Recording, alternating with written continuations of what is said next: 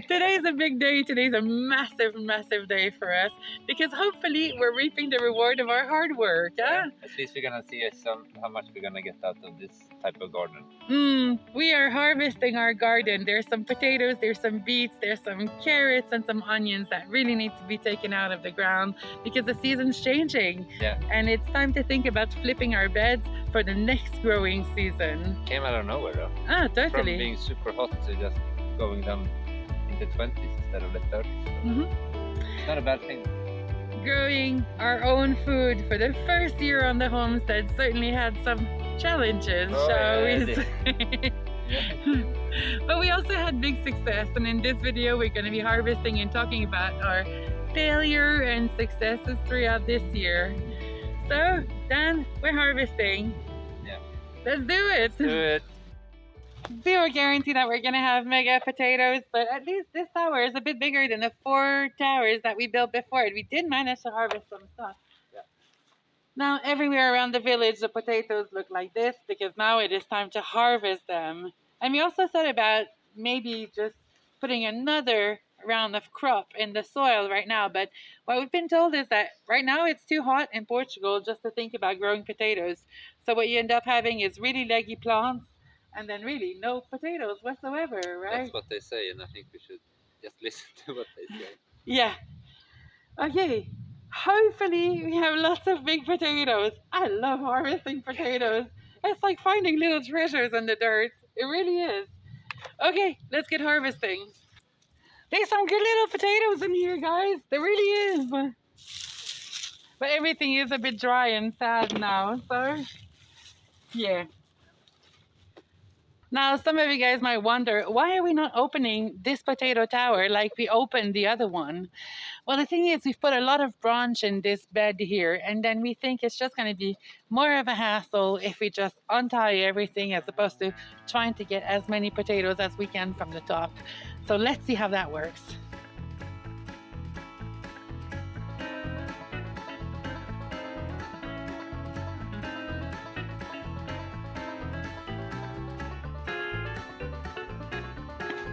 Oh, massive, massive! Oh, oh my God! Massive potatoes!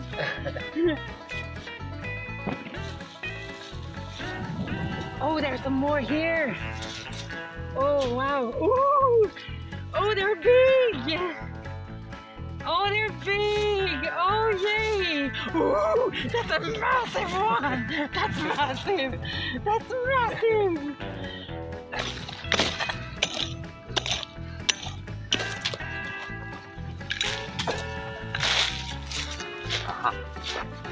You got more?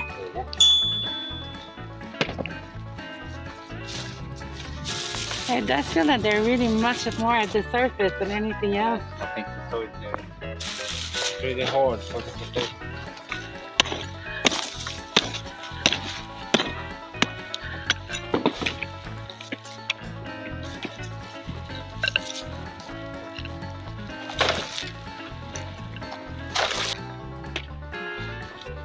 Okay, but it's not a harvest of a lifetime, but it's potatoes.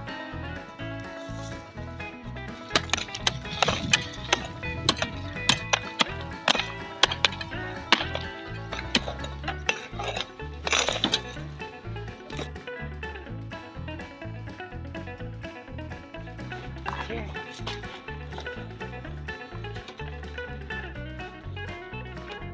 Okay, got it. Oh wow! Another big one!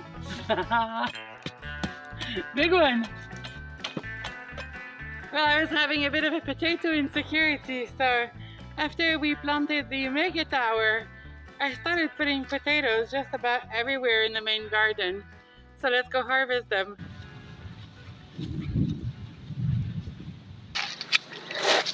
When I started worrying about our potato harvest, I've put some potatoes here, here, and over there. Now, I'm not sure we're gonna have any in there, but that's the beauty of a potato harvest. You dig, and sometimes you found treasures. So let's see if we got any treasures in there. Oh, do we? Yes! Yes!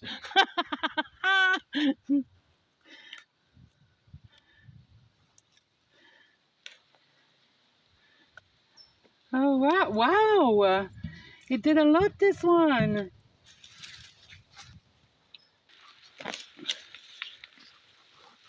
Some small.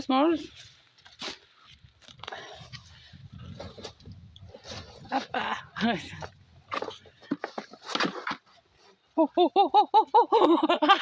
That's a big one. I can feel it. Oh my God. Massive.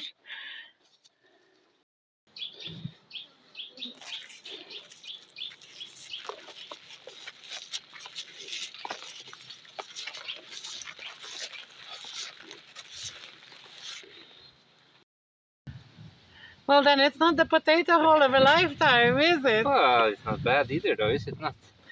I think it's about 2 bags of potatoes that we've managed to harvest this year. Yeah. I mean, we've definitely had some challenges when it comes to growing potatoes. To start with, like the wind in the small potato towers, that was a bit of a killer. Yeah.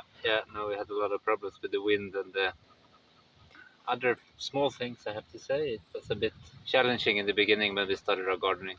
Yeah, with the structure, the hoop house that kind of had to be re-erected or rearranged 3 times, we didn't really have the time to take care of our potatoes as much as we should have.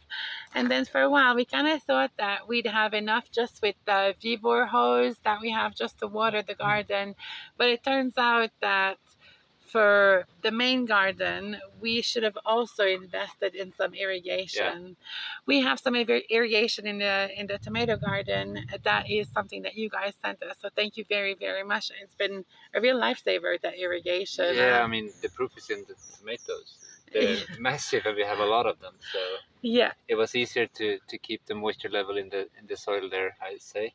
Than here. Yeah, we struggled a bit to... Because that kind of what it means, I mean, not having irrigation installed here, it kind of means that every night we had to come with our Vevor hose and spend like a good 45 minutes to water this entire garden. And while you're watering one row, well, the other row is not getting any water. So it's been a bit challenging. Yeah. So we mostly focus on watering this part of the garden and not so much the potato towers. No.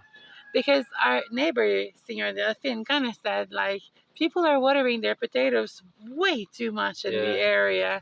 So our context were a bit different with the potato towers. So I think we should have watered them a bit more. But also, if you do potato towers next year or this year, I think we need to have irrigation on the potato towers as well. For sure. So it gets done. Because when you have... Now we have 6 places to water. Yeah. And it always gets 1 spot or 2 spots that suffers from the... That we miss, because we can't really spend 2 hours watering the garden. So next year I think we need to be definitely better prepared when it comes to irrigation in the other parts of the garden. Yeah. We have a bit more knowledge this year. Yeah. Going into next year growing potatoes, but I think we're gonna revert into having a potato field instead of potato towers. Yes, the carrots are a bit of an embarrassment. This is what we have. Keeping in mind that every time we came to the garden, we just pulled some out of the ground. And sometimes they were like big like this, and sometimes they were bigger. We have mostly eaten them directly from the garden, not so much in the kitchen, I have to say. Couple salads, but not much. Okay, let's see if we are lucky. It's like the world's tiniest carrots. Hello. And again, like the carrots, I've also been victim of bad watering because like an overpopulation. So we really didn't have the best growing condition, but we know better for next year. That's a good thing. Irrigation. Okay. They're gonna be tasty. Ooh, but we got some here. Okay, some. Yeah. To put this one in. Call Guinness. They're quite tiny. Well, I think I'm just going to be pickling the small carrots because they're, Yeah. I mean, it's not amazing, is it? It's a sad haul. It was a bad year for carrots. Let's say that. So our beets now. Our beets, I mean, this year we've kind of experimented with two types of beets, the red one and the yellow one. And this was kind of an experiment that kind of came from one of the comments that you guys left us, and I'm talking about you. You said that you like yellow and red in a garden, and we thought, okay, well, we need some beets, so let's plant some yellow and some red beets in the garden. Yeah. And then, well, our red beets, the seed were a bit old, but the yellow seed were completely new, and then I don't know if it's a top performer for the region, huh? Well, I say once again, we were a bit frugal with the seeding. They're living a bit tight. So we kind of went a little bit everywhere, and then we watered them as much as possible. But then at some point, the cucumbers started growing like mad, and then we kind of knew that if we wanted to have a lot of cucumbers, well, we needed to put our watering effort on this plant. And to this effect, I mean, you guys have to see, like, We have good cucumbers. we do have some really good cucumbers, and a lot of it. And I harvest them pretty much every day. What we mostly have is pickling cucumbers, and then we do have some of the bigger ones. Yeah. But the pickling cucumbers, they've proven to be quite tasty. I think it's like every homesteader's first year, they have a lot of pickling. Yeah. Next year you're going with more equipment, and you can do some canning and stuff like that, and you can have stuff that you can water bait more instead of the pressure can and all that. Yeah, you you mean slowly like going up in what you can produce in food wise. yeah, 'cause Pickling is easy. pickling is easy. It requires very little equipment. Water batting is super easy as well because we already have the mason jar. Pressure canning, that's a different story. We don't have a pressure canner yet. And then, yeah, we need to get ourselves better equipped for next year. So better irrigation, better means to preserve our food. But this year or next year, this season, we can start growing straight away. We don't have to build the rows, put the soil and fence it in. At least we have a good start to start with. Yeah, and this year as well, I mean, because we're planning to expand the garden in the other portion of the land, I mean, we're going to at least get our most urgent crops in this garden and in the other one. And then after that, we can kind of also focus on growing the other part of the garden and then not build a house at the same time. Because that's been one of our challenges. It's been a year on the land from nothing to a house. Yeah. There's a lot of stuff to do. Yeah, for sure. You simply just don't have the time to do it. No, you don't. You don't. But anyway, we are going to be harvesting some beets, which we're going to be pickling because I'm not expecting them to be massive. And also it's worth saying that while we have some beet here, we had more and then we just ate a lot of them just again, straight from the ground, boil them up and then have them with eggs. Actually, we discovered that beet and egg is really good and it's turning into one of our favorite breakfasts. But these ones, they're so small. They're falling out of the hole in the crate. I mean, if there's any lesson to learn about growing beets, it's just maybe again to space them out a bit better. Otherwise, you end up with crops like this. And yeah, maybe don't experiment so much with the variety of seed, but you know what? It is the first year. And you're so eager to get stuff in the ground and you want everything at once, and it's so hard to contain yourself. But not all our beets are crap. This one is not bad. I mean, it very much is a question of spacing and watering. And we've not been good at spacing, and we've not been awesome at watering either. Because again, we were building a house at the same time as we garden. So, okay. But we're going to have a couple jars of pickled beets. Maybe.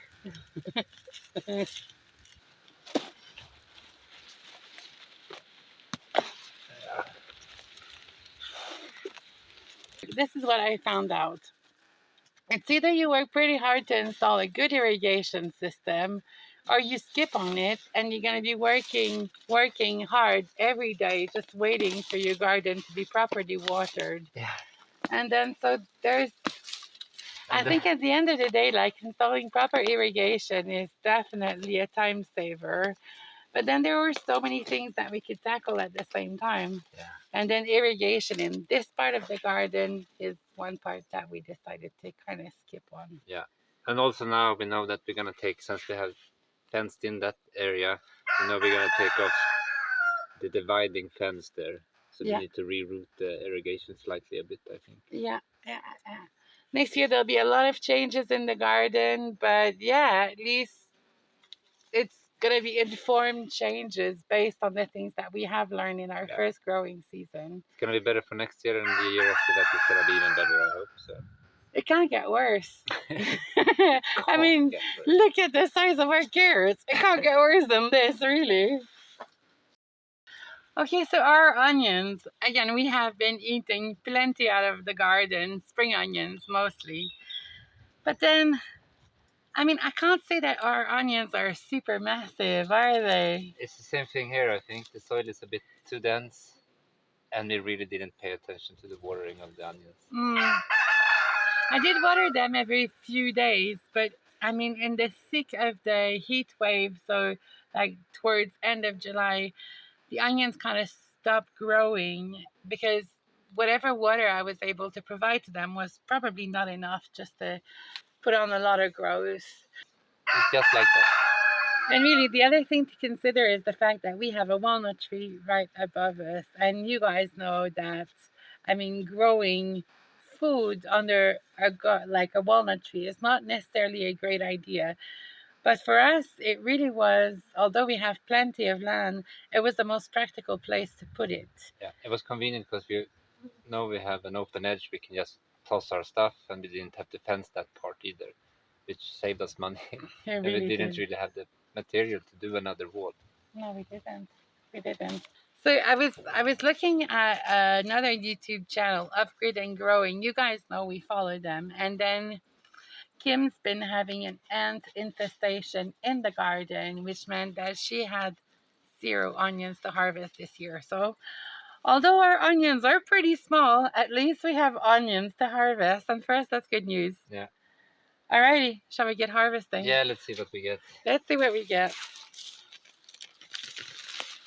It's a good one here. Be all different sizes. Oh, I think we're gonna end up with a lot of pickled onions here as well.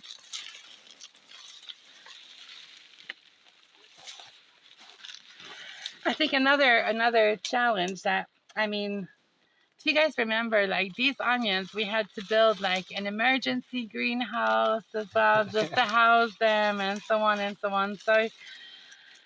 So maybe next year we don't have to build an emergency greenhouse. We don't have to build an emergency greenhouse. The seedling are not going to be perched on a shelf while we're building the kitchen. I mean, yeah, next year things are going to be a bit better. But at least, I mean, we got some onions, so that's good. You're happy with it, huh?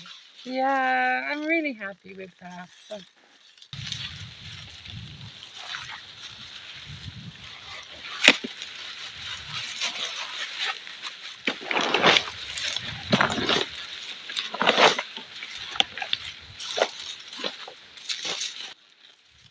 Det blir good syltlökar.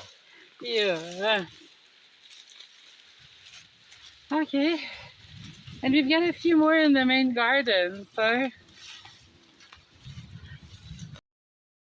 Oh, and Dan, we revealed our homestead name as well, did we? Yeah. Fairhaven. So they say. Why did we choose Fairhaven? Well, it's Star Trek, I guess. Mm-hmm. And for those who wonder, Walnut Grove was on the list because it is actually, well, we have 4 walnut trees on the property, right? Yeah. One there, one above the garden, one on the cherry hill that we're going to be cutting hopefully next week. Yeah. And then another one by the road up there. So that's that. And then, well, Field of Dreams was never really an option, right? We wanted something a bit... Good movie, but a bit less Kevin Costner and more Live Long and Prosper. Anyway, that's that. Fairhaven Homestead it is.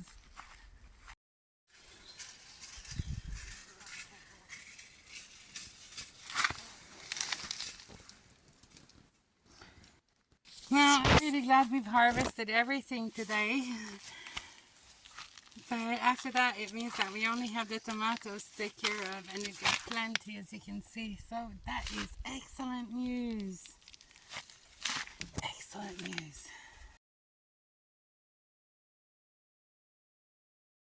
I think I'm gonna start canning some tomatoes, maybe tomorrow or something like that. Just give it a day or two more on the plant, and then I can just harvest them and start putting them in mason jar and then water bath them. That's my plan. Need to harvest some of those cosmos seeds.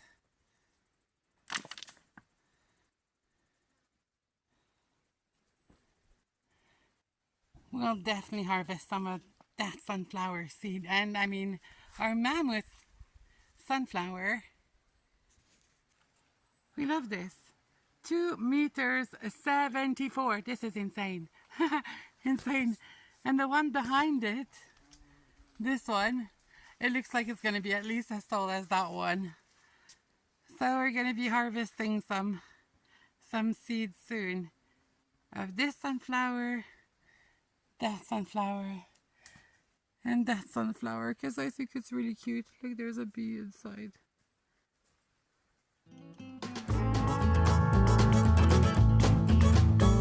It's likely the light of mine will burn out in the mountains where I spend my rambling years. I paid my sins from the poor traveling days. Oh Lord, please, can't you hear my prayers? So I rode my body up the mountain to a place where I can sit my rocking chair. Rode my body up the mountain, and I'm never going back again, I swear. Most likely the son of mine will be found in the mountains where I'm born and raised. I paid my duty as the sunny side cutie. Oh Lord, hear the sorrow in my heart. So, as you guys can see, we've managed to keep our strawberries alive, but they're not really in the right location for our garden. In fact, we're going to leave them here for now, but once the tomatoes are all harvested and we got rid of those plants, we're going to be moving them where we used to have the greenhouse. So, in a new planter's box that we've created. There's a lot more sun over there, and again, we've got a walnut tree right here. So, it's not really recommended to plant fruits under a walnut tree. But you know what? That was the only place that we had when we bought those strawberries. And although we didn't have a great harvest, I think we managed to eat about 3 or 4 strawberries from the garden. The plants have propagated, which means that next year it's more resources for the ice cream shop. Hopefully.